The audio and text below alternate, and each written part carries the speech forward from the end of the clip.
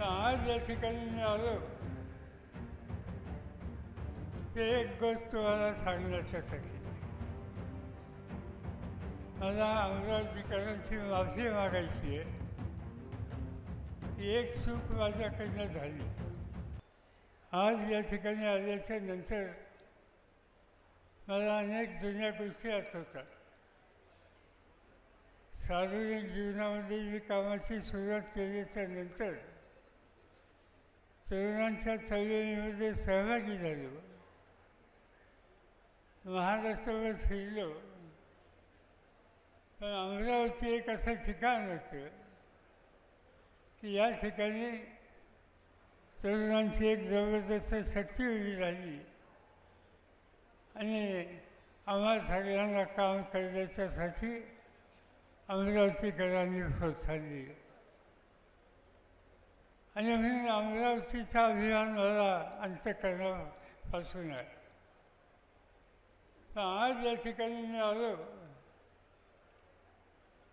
ते एक गोष्ट तुम्हाला सांगण्याच्यासाठी. मला अमरावतीकरांची माफी मागायची आहे की एक चूक माझ्याकडनं झाली. 5 वर्षाच्या पूर्वीची जी निवडणूक होती त्या निवडणुकीमध्ये लोकसभेच्या उमेदवाराला मतदान करा म्हणून मी काही जाहीर सभा घेतल्या. लोकांनी माझा संदेश स्वीकारला. आम्ही ज्यांना पाठिंबा दिला त्यांना खासदार केलं आणि गेले 5 वर्षाचा त्यांचा अनुभव हा बघितल्याच्या नंतर माझ्या मनात अस्वस्थता होती की कधीतरी जावं आणि अमरावतीकरांना सांगावं की आमच्याकडून चूक झाली, ही चूक पुन्हा कधी होणार नाही आणि ती चूक आता दुरुस्त करायची आहे. आणि ती चूक दुरुस्त करण्याच्यासाठी ज्याचं सार्वजनिक जीवन आणि व्यक्तिगत जीवन हे अत्यंत स्वच्छ आणि शेवटच्या माणसाचा हिताचा विचार करणार अशा बळवंत वानखेडेंना मोठ्या मतांनी तुम्ही विजय करा हे सांगण्याच्यासाठी या ठिकाणी आलो. आज देशाची हुकूम सत्ता मोदी साहेबांच्या हातामध्ये आहे. गेले 10 वर्ष आपण बघतो आहोत. अनेक ठिकाणची त्यांची भाषणं ऐकतो. काय सांगतात ते हल्ली? मी विधानसभा, लोकसभा आणि राज्यसभेमध्ये गेली 56 वर्ष आहे. आज हिंदुस्थानच्या पार्लमेंटमध्ये अशी कोणी व्यक्ती नाही की तो एके दिवसाचा गॅप न घेता 56 वर्ष सतत निवडून येतो. त्या 56 वर्षामध्ये अनेकांना जवळून पाहिलं, लांबून पाहिलं. इंदिरा गांधींना पाहिलं, राजीव गांधी आणि आम्ही एकत्र संसदेमध्ये होतो, त्यांचं कामकाज पाहिलं. नंतरच्या काळामध्ये नरसिंगरावांचं काम पाहिलं, त्यांचं मंत्रिमंडळावरती काम केलं, मनमोहन सिंगांच्यावर काम केलं.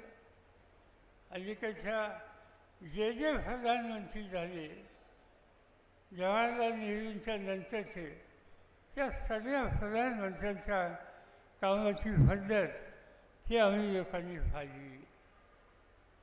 देशाच्या कानाकोपऱ्यात जायचं, भाषणं करायची आणि त्या भाषणातून नवा भारत कसा उभा करता येईल या प्रकारचा लोकांचा आत्मविश्वास वाढेल अशा प्रकारचा संदेश या सगळ्या राज्यकर्त्यांनी दिला.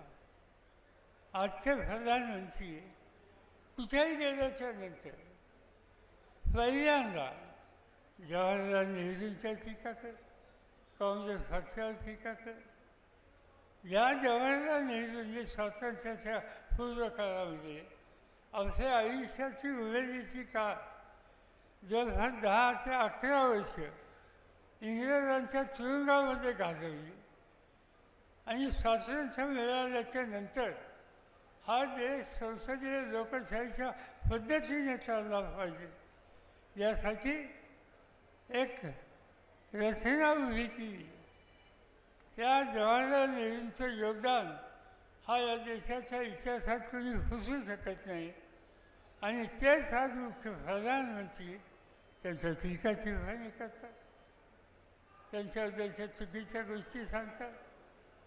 कुठेही गेलं तर बघा, 10 वर्षात मी काय केलं हे सांगण्याच्या ऐवजी आम्हा लोकांना विचारतात की तुम्ही गेल्या 10 वर्षात काय केलं. अरे 14 ते 24 तुम्ही आहात, तुमच्या हातात सत्ता आहे. त्या सत्तेचा वापर कसा केला आणि देशाचं चित्र बदलायला तुम्ही काय केलं हे सांगण्याच्या ऐवजी अन्य लोकांच्या टीका टिप्पणी करायची, हे सूत्र ज्या व्यक्तीच्या मनात आहे याचा अर्थ सत्य आहे की व्यापक दृष्टिकोन राज्यकर्त्याचा असला पाहिजे. त्या दृष्टिकोनाचा अभाव आजच्या नेतृत्वाच्यामध्ये आणि अशाच्या हातातून ही सत्ता काढून घेण्याचं काम हे करावं लागेल. त्याशिवाय दुसरा कुठला पर्याय नाही.